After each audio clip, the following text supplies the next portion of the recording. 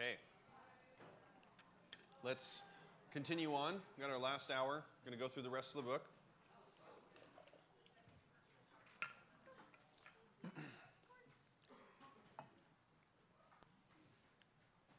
Okay, so picking up in chapter 2, verse 8, we get the woman continuing to speak and calling out to her man. The voice of my beloved, because behold, he comes leaping over the mountains, bounding over the hills. My beloved is like a gazelle or a young stag. Behold, there he stands behind our wall, gazing through the windows, looking through the lattice. My beloved speaks and says to me, arise, my love, my beautiful one, and come away. For behold, the winter is past, the rain is over and gone, and flowers appear in the earth. The time of singing has come, and the voice of the turtle doves is heard in our land. The fig tree ripens its figs, and the vines are in bloom. They give forth fragrance. Arise, my love, my beautiful one, and come away. O my dove, in the clefts of the rock, in the crannies of the cliff, let me see your face, let me hear your voice. For your voice is sweet, and your face is lovely. Catch the foxes for us, the little foxes that spoil the vineyards, for our vineyards are in bloom. And so the statement here is set in a spring context. Things are blooming, things are growing. So it's kind of the perfect time for love to blossom as well. And that's what's going on in this passage. And so when there is fresh blossoms coming along and things are blooming, there is the danger of foxes in agricultural society. And so there's a warning here about guarding from foxes. Now, there is plenty of discussion about what the little foxes are. Okay, people have all sorts of different thoughts about what the foxes are and what kind of danger they bring and all that kind of stuff. And I would say that it doesn't matter what we specifically identify the foxes as, that they are something that puts the relationship in danger and must be protected against. Okay, and so there's essentially a call between the two of them to guard themselves or to protect their love so that there would be no hindrance to the growth of their relationship together. And so there's these expressions of love as it grows together, their hearts for one another, and there's this invitation to come away. Now, the invitation to come away could be one where he is now inviting her to come to the place he has prepared. You know, in the ancient Near Eastern culture, you've probably heard that when a husband and wife get married, they don't move into a new home by themselves off in the new, development out in Nazareth, right? They move to the husband's family's home area. And usually what would happen is they would build a new room off of kind of the main building, or they would build a small structure in the same plot of land or something like that. And so the preparation of that place may be what he is now calling her, arise, my love, my beautiful one, and come away, right? And so it could be a call then to come to the place that he has prepared for her. Yeah, Levi. Just a question that's interesting me, because in Genesis, when it talks about the man will leave his father and mother and will cleave to his wife, like, how does that, I don't know, I guess I'm just interested by that. They're like, if the man is not actually, like, leaving home, they're not actually building a new house, they're not, like, all those different things, like, how would that relate to the Genesis piece? Yeah, so that statement probably has more to do with familial authority than it does with physical departure. So it's rather seen that in the union with a man and his wife, that they become their own family unit rather than coming under the headship of his family. Which anybody who has been married knows how challenging it is to move away from the parents and their control. If you haven't experienced it yet, you will. You will. It is a dilemma for every single married couple, the amount of influence that in-laws have in the life and in the marriage itself. So just something to be aware of. As much as you love your parents, I do very much. It's something to be aware of. So I'll see all the married people smiling in the room. Anyways, chapter 3, moving on. On my bed by night, I sought him whom my soul loves. I sought him, but found him not. Okay, so this statement here, on my bed, we're going to get this in a parallel place, or you could say a kind of chiasm. We're going to get another instance later on of a moment where she is also on her bed and awake. And this is thought probably to be a dream sequence or kind of some dream scenario where she is kind of envisioning this or maybe dreaming about this circumstance rather than this being something that is actually happening because of the statement, on my bed by night, okay? And what she then goes into talking about here. And so what she will do is she'll express that she sought her beloved, but found him not. And so she goes out searching for her beloved, not knowing where he is. There's this longing in her heart to be with him, a desire expressed very clearly, but not sure where he is until she goes out and asks around about him. And then verse 4, scarcely had I passed them when I found him whom my soul loves. I held him and would not let him go until I brought him into my mother's house, into the chamber of her who conceived me. And this is a picture of like kind of the most intimate parts of someone's life, okay? Is the home, the bedroom, that kind of idea. And so her desire is to be with him. She thought she had lost him. She goes to find him. And there is this kind of wonderful reunion, a picture of restoration and coming back together. And so see kind of how that plays out in the next dream scenario going on. But that's what's going on here. And then you get another kind of adjuring of the daughters of Jerusalem to not awaken love until it's time. And then we have this picture of, I would say, Solomon versus the couple. Okay? And what you have then is this picture of the grandeur and the lavishness and really what anybody would want in a wedding, specifically women, would be this lavish, grandiose wedding. And that's what you see with Solomon. What is that coming up from the wilderness like columns of smoke, perfumed with myrrh and frankincense, with all the fragrant powder of merchants? Behold, it is the litter of Solomon. Around it are 60 mighty men, some of the mighty men of Israel, all of them wearing swords and expert in war, each with his sword at his thigh, against terror by night. King Solomon made himself a carriage from the wood of Lebanon. He made its posts of silver, its back of gold, its seat of purple. Its interior was inlaid with love by the daughters of Jerusalem.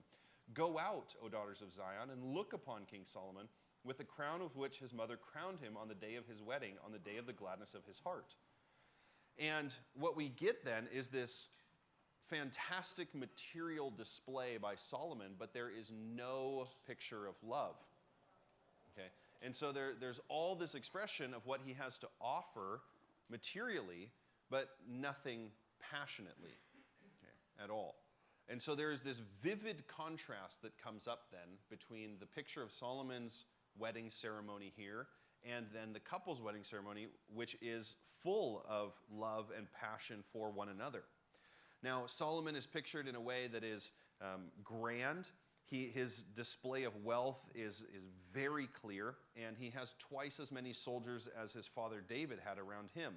He's got this grand carriage, this beautiful crown, and there is this the picture of the litter, which is a bed that people were carried on, and so probably the queen or the bride to be is being carried on the litter. And the question then, who is the question at the beginning, who is coming, or what is coming up from the wilderness? It could be who is coming up from the wilderness like columns of smoke, perfumed with myrrh, frankincense, with all the fragrant powders of the merchant. Gives us a picture of where this was coming from, right? It's not coming from a garden, it's not coming in a lush vineyard, but the wilderness.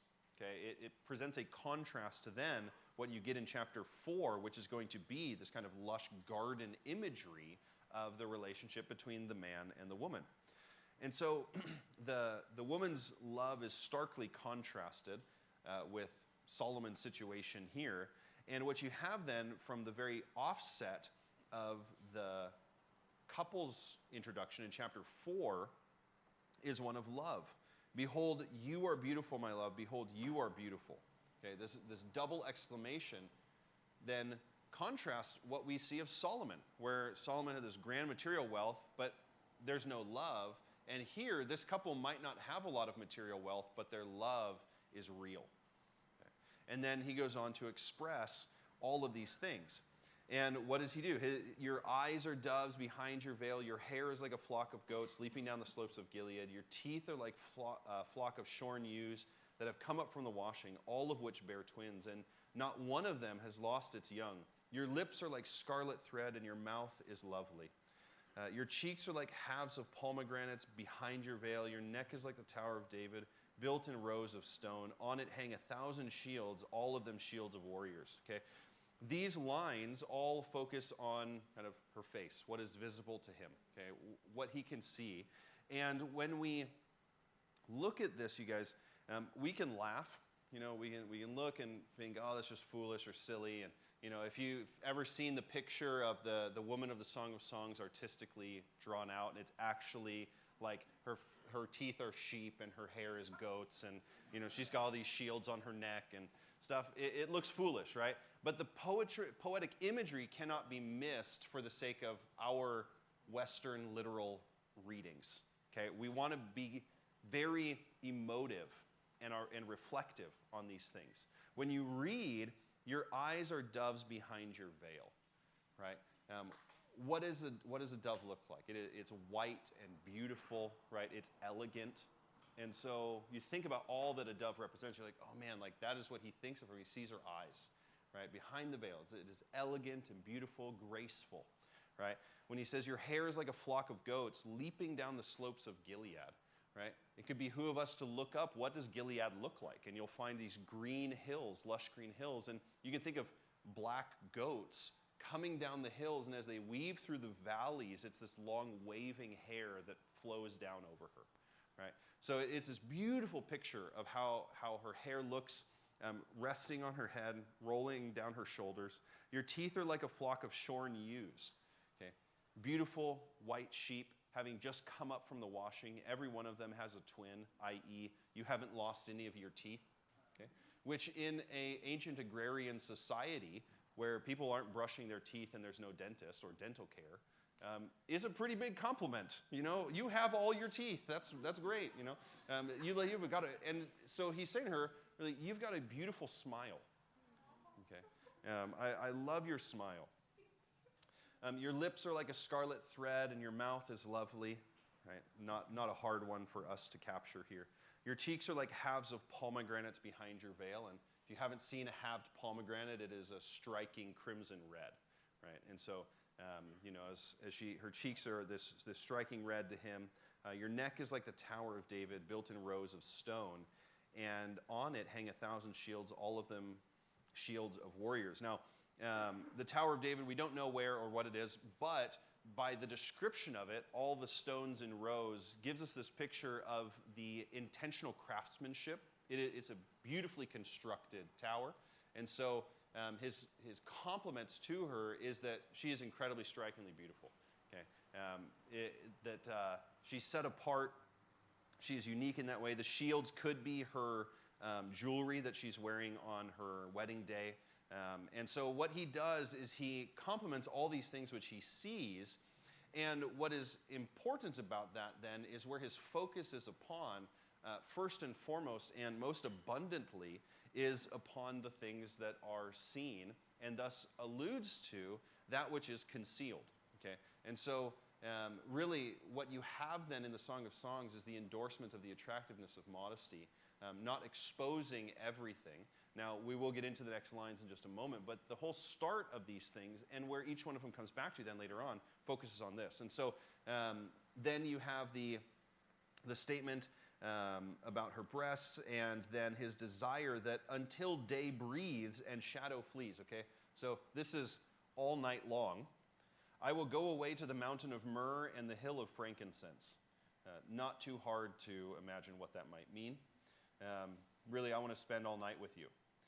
You're altogether beautiful, my love. There's no flaw in you. Come with me from Lebanon, and so on and so forth. And he says, you've captivated my heart, my sister, my bride. You captivated my heart with one glance of your eye, one jewel of your necklace. How beautiful is your love, my sister, my bride.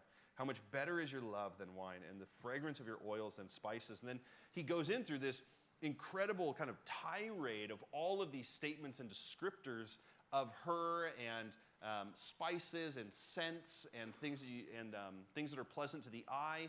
And I see in all of these things, it's just this radical statement of her perfect beauty. And he says this 7 times in this passage, expresses her perfect beauty. Right? And as we talked about as well, the term bride is used 6 times in this passage. And I think it is characteristic of the marriage consummation. And so you get this overflowing passion towards his bride. And while the woman was the primary speaker throughout the first few chapters, now the man is the primary speaker here. And his expressions are over her attractiveness, and that he finds deep enjoyment with her. And that's exactly what they are kind of told, is to eat, friends, drink, be drunk with love, is just kind of to enjoy one another. Okay. Now, the metaphors that are used in here, garden, fountain, spring, are all metaphors for sexuality or sex. Garden in the ancient Near East, where there is not a lot of lush garden environments, and it's an arid region where the rain may not often fall or something like that, you have to intentionally keep a garden, right? You know, think of Caleb up here in Jordan. Having a garden is something you have to be intentional about in Jordan. You don't just happen upon a garden, right? And so this is a picture of a place of pleasure, a place of enjoyment, a place of kind of contentment with one another. Springs and fountains are terms that are used as euphemisms for sexual organs. And so that kind of picture here of sharing in love with one another can be very explicit, but is done euphemistically in the passage. And then you get the climax of the book, which is their passionate love encounter with one another, the union of them sexually, and then the praise of that union, and then kind of the response of the two. For verse 16b, let my beloved come to his garden and eat its choice fruits. Okay, so her invitation is come and enjoy yourself freely. Right? And his response, I came to my garden, my sister, my bride. I gathered my myrrh with my spice. I ate my honeycomb with my honey, and I drank wine with my milk. It's this statements that he's enjoyed himself, right? That this is their union together of mutual enjoyment and then encouragement for each other. And so you get this beautiful coming together of one another in deep intimacy, and that is affirmed by the community, that this is a good thing. Right? It's something to be valued, something to be enjoyed, right? And to share in with one another, share in the fullness of what is offered. This passage here, 4:16 through 5:1, is the exact center of the book. Okay. As I said before, there's 111 verses before this and 111 verses after this. And so this gets us the center purpose of the book is coming together in union with one another. This deep love and intimacy expressed with each other. And so what we have then is that the first place where their unbridled passion for one another is experienced in the fullness of love is in the context of their marriage. And so that kind of, again, encourages us, endorses for us the value of this union that God has put together with a man and a woman. Now, for us today as believers, you know, it has often been talked about just kind of the unsavoriness or the evils of sex and what is to be guarded against. And church tends to be just full of don'ts. Rather than do's in this respect. But what the Song of Songs gives to us is very few don'ts and a lot of do's. Okay. What should we do? How should we act? What should we be like? Rather than saying this is what you shouldn't do and this is how you need to be careful and all that stuff, that's there, but it's not the main focus. And so this book here especially encourages the enjoyment of that union with one another. And I think elevates this perspective of God's valuation of the human body, human sexuality, and the purposefulness of it. Now, moving on into the next dream portion here, you have another moment where she's out searching for her beloved. And you guys probably found this a little bit odd. Like, why does she go out and people beat her? You know, did anybody find that interesting while you're reading it? What's going on? What is happening? So the first thing that tells us, right, I slept but my heart was awake, is similar in wording to on my bed at night, I sought him whom my soul loves, right? It gives a similar scenario. And so we have this other dream sequence here. So let's, think about this for a moment. We've had the wedding. You had kind of this betrothal period. They've come together, and now they have come together in union. And so this is post-wedding scenario. And so I slept, but my heart was awake. A sound, my beloved is knocking. So in her dream, he's knocking at the door, probably of her bedroom, as it will unfold. Open to me, my sister, my love, my dove, my perfect one. Okay, so he's expressing to her all of these phrases of adoration, right? And he's asking her to let him in. Okay, so what you have here is an expression of request rather than a demand. And this is, I think, very important, is that in the ancient Near Eastern culture, kind of inside the marriage relationship, sex was often a demand or expectation that is placed, that is forced in the relationship. And here he comes with a request introduced by his adoration of her.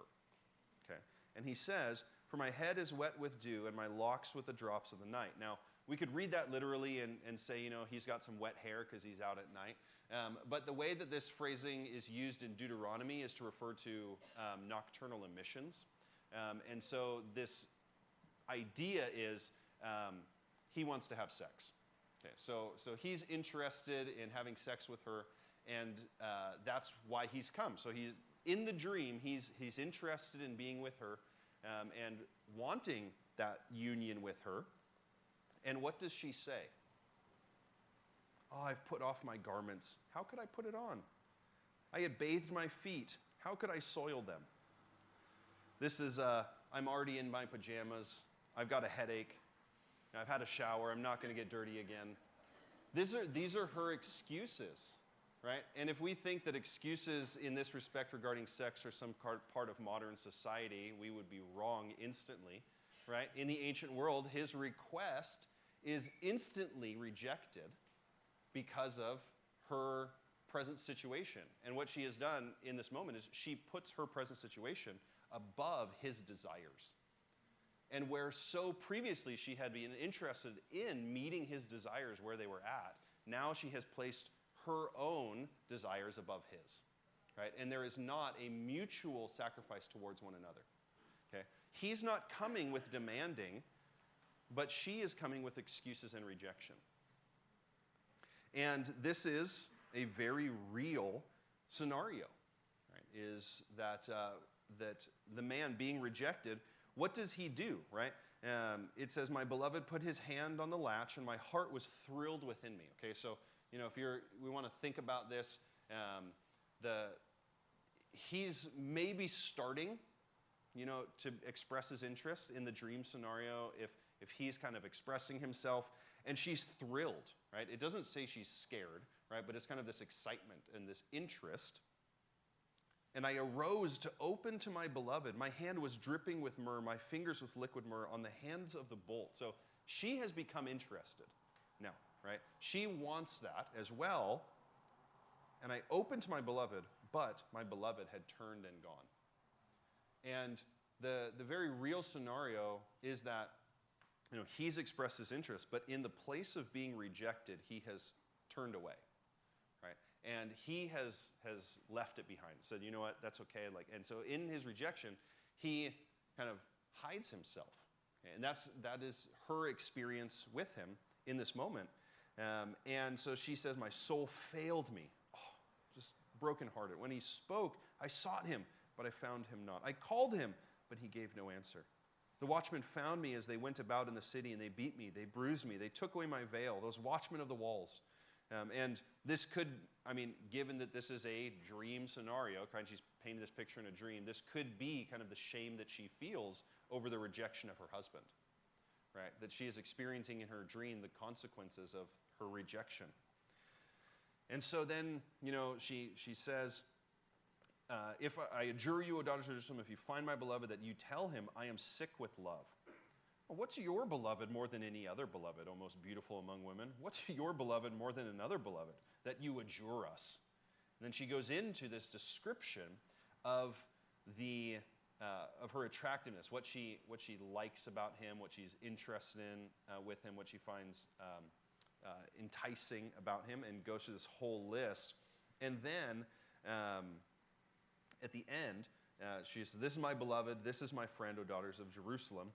And then there is this reuniting, okay, where they're going to kind of come back together afterwards in chapter 6. And so you get this kind of the apologetic nature of her, where she's wanting to restore the relationship and bring things back together. And this, I think that this is in here because this is the more common scenario in a marriage relationship, is not that the husband is rejecting the wife, but most often that the wife is rejecting the husband in totally unintentional ways. Okay? That rejection is not experienced in the place of, no, I don't want to, but rather, I have already done this, that, or the other thing, and it provokes this feeling of rejection. And that is a common experience in marriages. So I think the important thing here is that this highlights is the encouragement to the more inactive partner in a marriage relationship to be willing to be open to being turned on. Okay, so here in this scenario, she's like, oh, I'm not interested, I'm already in bed, I've washed myself. But as soon as he kind of starts to make an advance, she becomes interested, but then he's already gone. She goes to respond, and he kind of feels he's already felt rejected and left. And so there's, I think, this call here, or this encouragement, that there has to be a meeting in the middle, okay, rather than just one person always doing something. Okay, there's a mutual meeting here, and where he is trying to provoke the love and passion that they had at the beginning, she is uninterested in that. In the beginning of the book, who is the one who starts out the story? The woman, right? The whole first chapter is predominantly her speech and her interest in him. But as soon as they're married, or maybe it could be a little bit after they're married, then when he continues to be interested in her, then she's no longer interested in doing anything. Okay. So there's this call to consistency. Now, this chapter teaches an important lesson. I would say that this quote kind of sums up: the tragic opposite of burning love is not necessarily fierce hatred. It can be simple, bored indifference to the desires and needs of the loved one. And so what we see with her is that it's not that she is not necessarily hating him, like, get away from the door, I don't want to see you, but rather, I'm not really interested. It's a bored indifference. Caleb. So can the Song of Solomon be seen as like a defending the rights of a woman? Because until now there are some injustices, like how wife is mistreated, like especially when in Islam, like if a woman rejects a man if he wants to have sex, it's a big issue. So yeah, would that be a defense? Oh, definitely. I think that this speaks volumes into what is God's heart and intention, right? It's not that, she's not interested and then he busts the door down and goes in anyways, right? It's that she's not interested, and so, I'll let it be. And that, I think, here there shows, that the Song of Songs shows a mutual respect for one another through the whole thing. And I think that highlights the Adam and Eve original scenario, where Adam and Eve are placed side by side, right? She's made from his rib, and they are side by side with one another rather than one over the other. So definitely, I think it gives some correction to the culture. Yeah. Any other questions at this point? Okay. So what we see then I think in this encouragement is that there's this guidance towards the woman here to be searching eagerly, right? Continuing to be active in the relationship and continuing to be interested. And for the men to continue to keep up pursuit, right? So continue to demonstrate interest in one another. There's a call on both sides, right? Just because they're married doesn't mean either one settles and that's it, right? There's a mutual call for both of them to express this interest towards one another. Now, marriage can seem like a cure-all for lovesickness, right? That, oh, if we were just married, then this would be much easier. But just because a couple gets married does not mean that their pursuit or search for intimacy with one another has ended, right? It continues on in the place of marriage. And so we wouldn't want to think that, oh, just because the wedding has happened, that somehow all the questions have been resolved and all the desires have been satisfied, right? Those continue on. And a pursuit of love towards one another is important. And if these kind of disagreements or misalignments are not corrected, then they can often lead to the result of the couple drifting apart from one another. You know, imagine if she did not get out of bed and pursue him, right? Would he come knocking on the door again later? Who knows, right? There may not be that continual pursuit, right? These continual rejection may result in his separation from intimacy or pursuit of intimacy. And so the remedy for the woman lay in what comes after that, searching eagerly for him. That was the remedy of the situation, to search eagerly for him, no matter how painful the pursuit. And so what we get then is her pondering the beauty and attractiveness of her husband and remembering and recounting what she once saw in him. Right? And that leads then to kind of the restoration of this relationship. Is when you think about the beginning of the book, when she is self-conscious at the beginning, what does he do? He affirms her beauty and that she is unlike anybody else. And when he has been rejected, what does she do? She affirms that she is still interested in him, right? And that's her expression of kind of healing to his rejection. Okay? And so on both sides, there is this like restoration of brokenness in the relationship that needs to be resolved. And I think this is one of the things I love about the Song of Songs is that it's not a happily ever after fairy tale. Right? This is a look at real relationship where there's difficulties and disagreements, where there's real emotions like self-consciousness or rejection, and how do we respond to those things, and what do we do in place of those things, right? And it's important to know, you guys, that kind of generally speaking, there's different feelings about the way that people are loved, and this is kind of stereotypical, so I don't want to place too much weight on it, but stereotypically,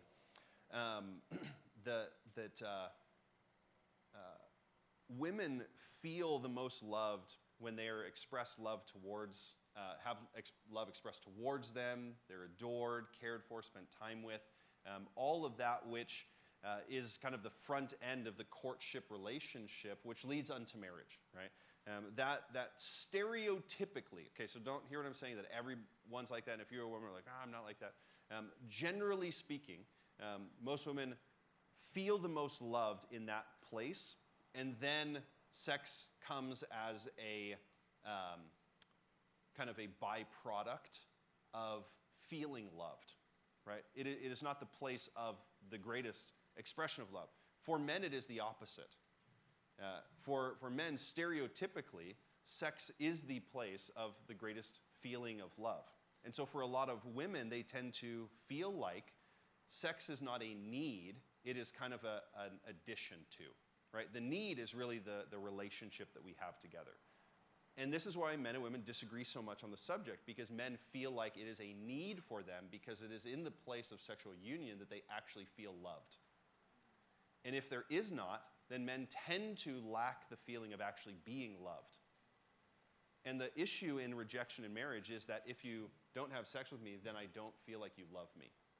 right? Because there's different feelings about what actually makes us feel loved. Now, those are stereotypes, but I think we see that kind of played out here a little bit in the book of the Song of Songs. And that's just important to keep in mind that we as different people, the world wants to tell us men and women are the same. God did not create men and women the same. Created us very differently from one another, right? And so we have different needs, and we feel loved in different ways, right? And so we've got to recognize that and cannot expect that the opposite sex is going to feel the same way as us about the same subjects. Okay? And so I think this kind of highlights that very specifically. Now, in both of these dreams, okay, the first one and the second one, what we see is that in the first one, her burning passion sends her searching for him. And in the second one, it's her coldness that sends her searching for him.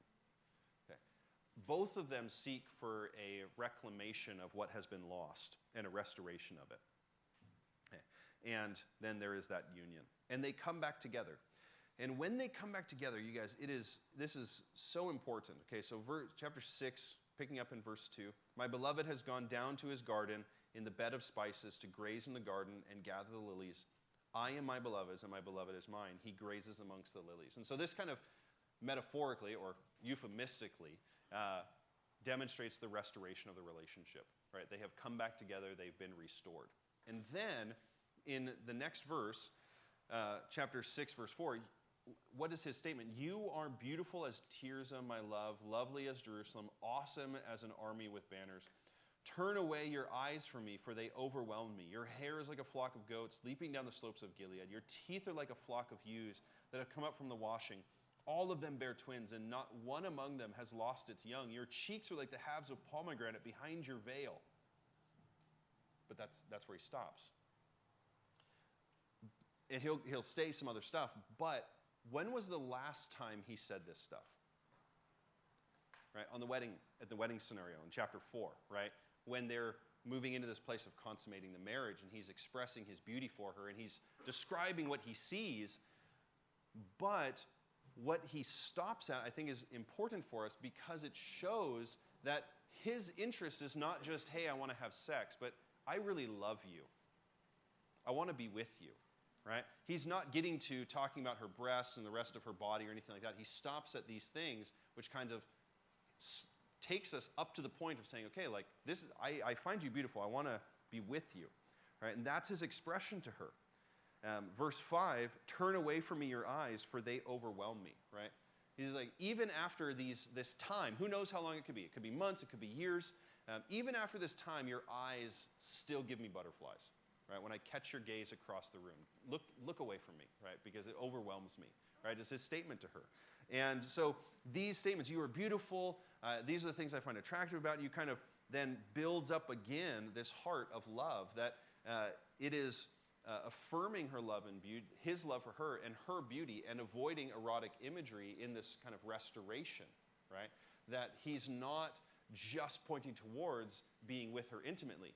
That will come later, right? Almost very quickly on the heels of these things, but he's very quick to affirm this without getting to this anything sexual.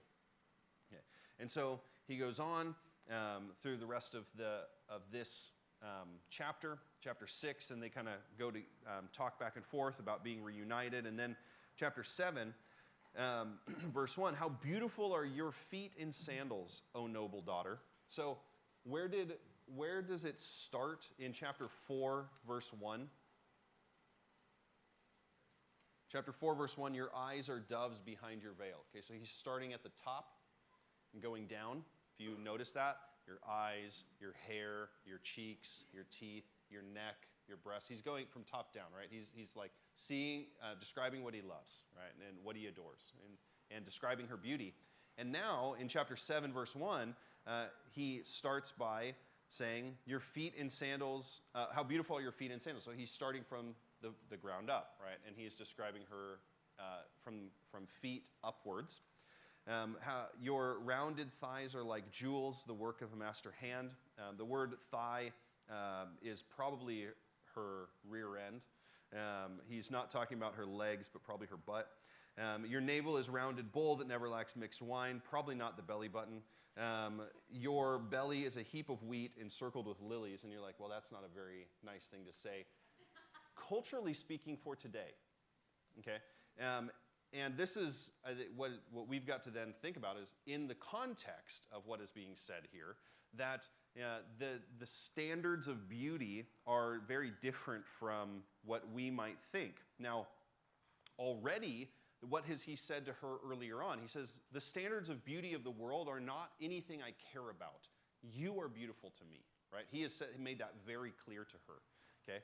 Now, when we think about beauty, we might think of certain standards of society or how it sets things, but he compliments her, your belly is a heap of wheat, and when you hear that, it's not so nice, but in the ancient world, the desire of the kind of natural beauty was not to be on the verge of starvation, but was to have the appearance of fertility. Okay, so they weren't interested in people who were super skinny, but rather that which showed that there was some meat on the bones. So that I think is what's going on here. He then goes up talking about her breasts and continues on talking about that. And so what we find is that as we progress through chapter 7, verses 1 through 10, that while he is affirming the fact, in chapter 6, he's affirming the fact that I find you beautiful, I love being with you, I'm very attracted to you, kind of restoring that aspect.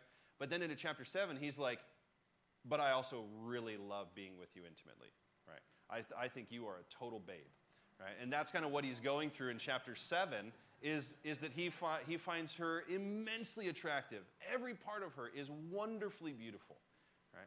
And he cannot get enough of her. And this is kind of this passionate adoration that he gives to her.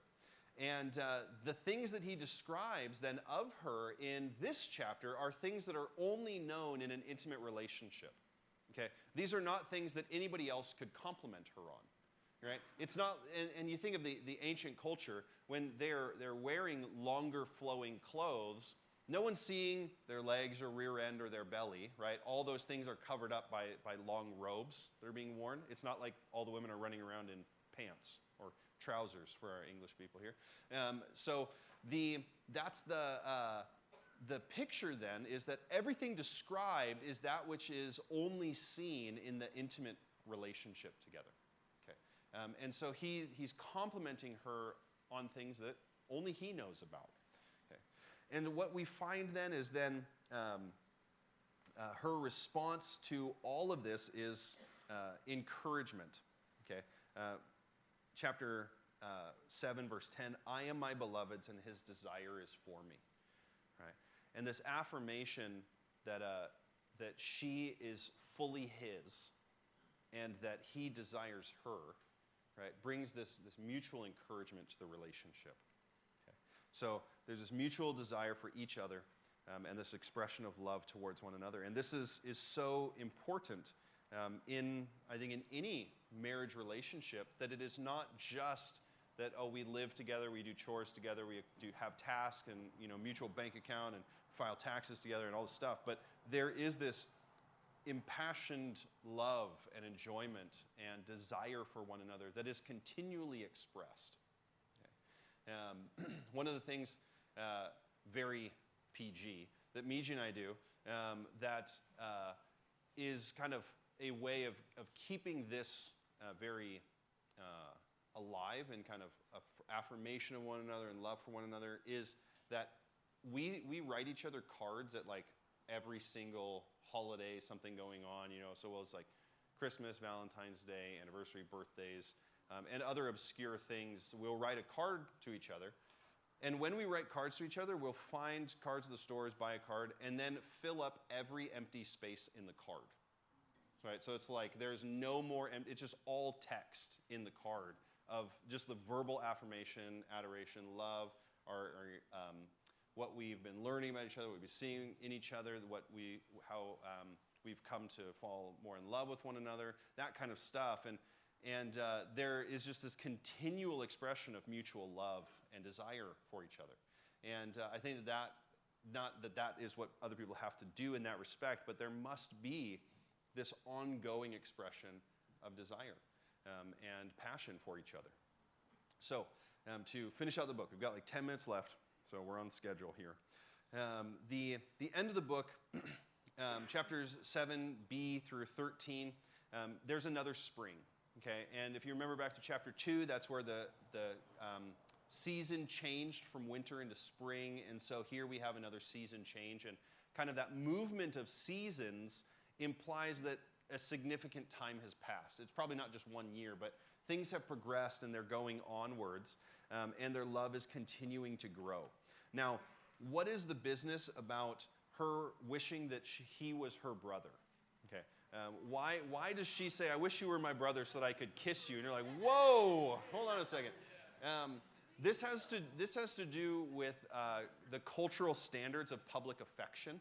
She's not thinking about making out with him on a park bench. Okay, she's thinking about demonstrations of public affection, which in the culture were inappropriate except for family relationships. So the kiss on the cheek or the close hug or something like that to demonstrate some love for another person was totally fine between siblings, parents, children, all that kind of stuff.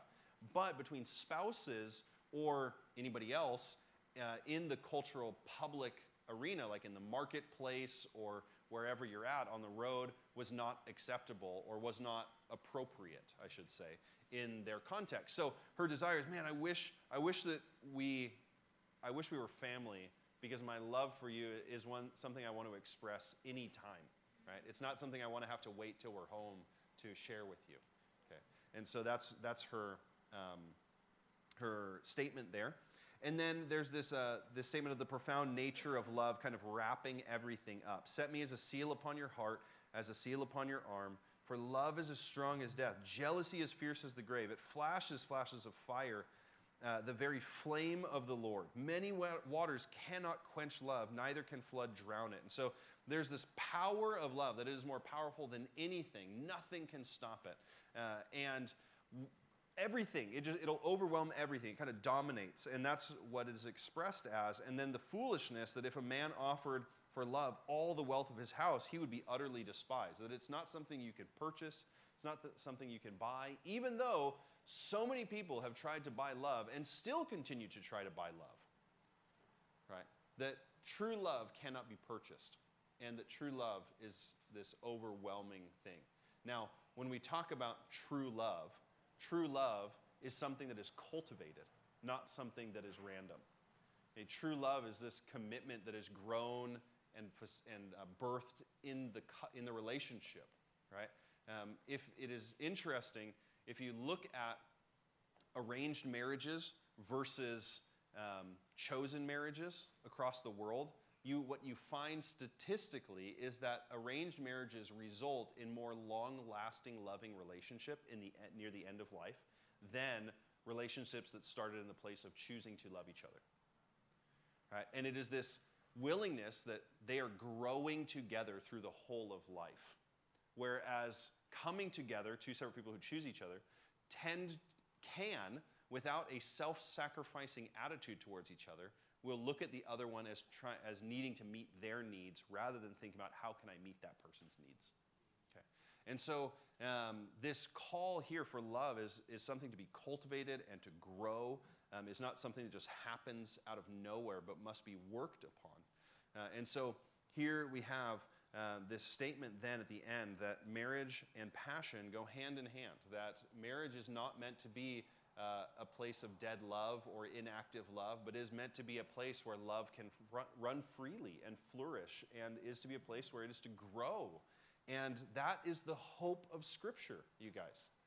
The sad reality is so many marriage relationships do not result in this. But the hope of God for marriage is that marriage will become a greater place of passion than singleness, right? Than just desires.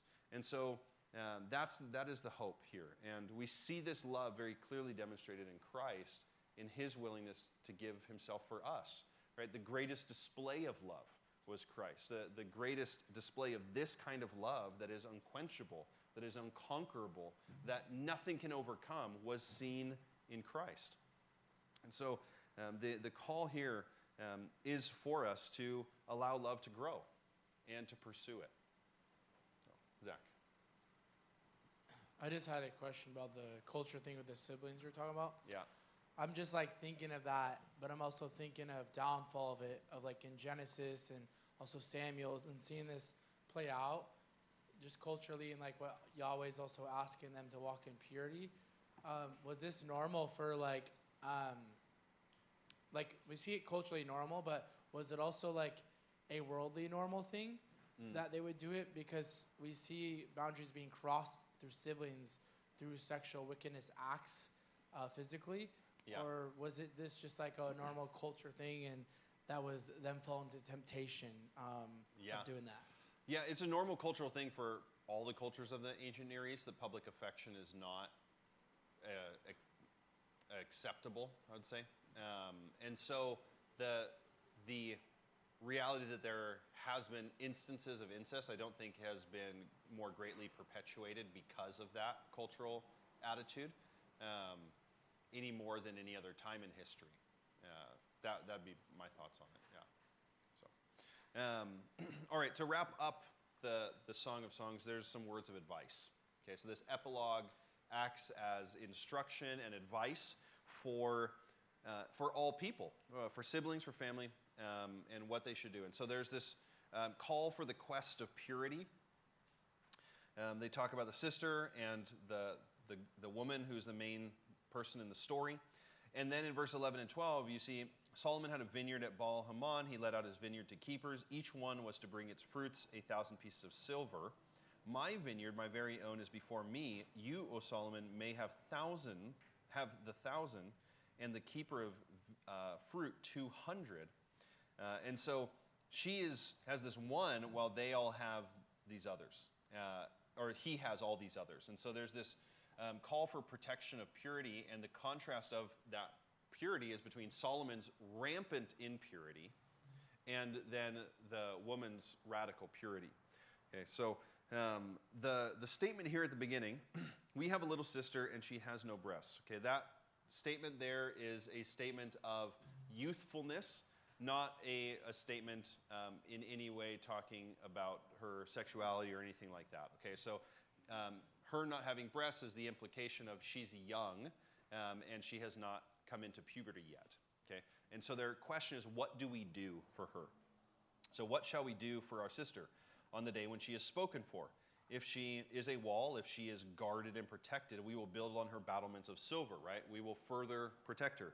But if she is a door, right, if she is kind of allowing herself to be loose, kind of not keeping herself protected, we will enclose her with boards of cedar. So both of these statements will build battlements or will put doors of cedar. Both of these are statements from the brothers, right? It says we have a little sister, or it could be from the other sisters, right? Both of those statements are, we will protect her. Okay. And then the woman says, I was a wall. Okay, so I was one who protected myself, and my breasts were like towers. Okay, so this isn't the size of her breasts, but it has to do with the protecting of herself here. Then I was in his eyes as one who finds peace. Why? Because she had kept herself, right? She is guarding herself. Okay. So what we see then in this passage is the call for purity, the call for protection, and that love is not expressed in quantity, but in quality. That it's not about how many, but it's about who, right? The one. And so the woman offers herself as a preserved gift to the husband, as he would be as well. Okay? This is not a call just for women, it's a call for everybody to preserve themselves and to honor this relationship. And then to offer themselves passionately to the one that they are committed to. Now, verses 13 and 14 end out the book here. O you who dwell in the gardens with companions listening for your voice, let me hear it. Verse 14, the woman responds, make haste, my beloved, and be like a gazelle or a young stag on the mountains of spices. How does the book end? And they lived happily ever after? No, right? The call for both of them is a continual pursuit of love. The end of the book of Song of Songs is not happily ever after, right? And they lived happily ever after. It is continuing to go after each other, cultivate love, and pursue it in relationship. Right? This is so vital that it must be ongoing, must be gone after, that they must put effort into it and to seek it out. Okay? And the call is for both of them to come and seek after one another at the very end of the book. And so ultimately, as we read this book, we realize that so often humanity falls very short of the intentions and desires that are expressed here in this book. And that we would seek to live these things out, but know that we can fall short of them. Right? But this is the hope, right? This is what we would desire to live by and want to follow after. And so as we look at this, I think a couple of quotes kind of help me kind of bring these things to the full. Sex itself is never just sex, nor is marriage. Marriage is designed by God to give us language and experience that are not merely satisfying and delightful in themselves, but out of which we learn to understand our relationship with God more fully, which is what we learn from this book. In our contemporary context, we live in a culture that spends much of its waking time seeking to stir up our desire for love and sex. A culture in which sex outside of marriage is regarded as normal. The woman in the song urges all of us to beware of those temptations, not because sex is dirty or insipid, but precisely because it is so beautiful and potent. It is a glorious gift given to us by God, intended to bond two people inseparably together for life by its unique and overwhelming power. Solomon is a good example of someone who failed to respect the power of sexual attraction. He married many wives who ultimately led him away from his allegiance to the Lord. Though many of us, like Solomon, have failed in this area, the cleansing blood of Jesus Christ has even greater power to wash away the stain of our sin and purify our soul. And our hope comes through Jesus Christ, right? That in all of these things, whether it is brokenness prior to marriage or whether it is falling short in marriage, that Christ is the hope in all of it, right? And that we would remember that as we pursue these things in our life, right? That we are seeking to glorify God in all that we do. Let me pray. Lord, thank you so much for this morning. Thank you for this book, God, that communicates your heart, intention, desire for humanity in the respect of a physical union between a man and a woman, God. And we pray, Jesus, that as we reflect on this book and go through it and study it, God, would you open it up, God? Would you teach us through this book? Would you highlight things in our life? And I pray that you bring healing through it as well, Lord. We know that you are the great healer. You are the Redeemer, God, and we know that we need redemption in these areas, Lord, so many of us. And I pray, God, that you would bring that as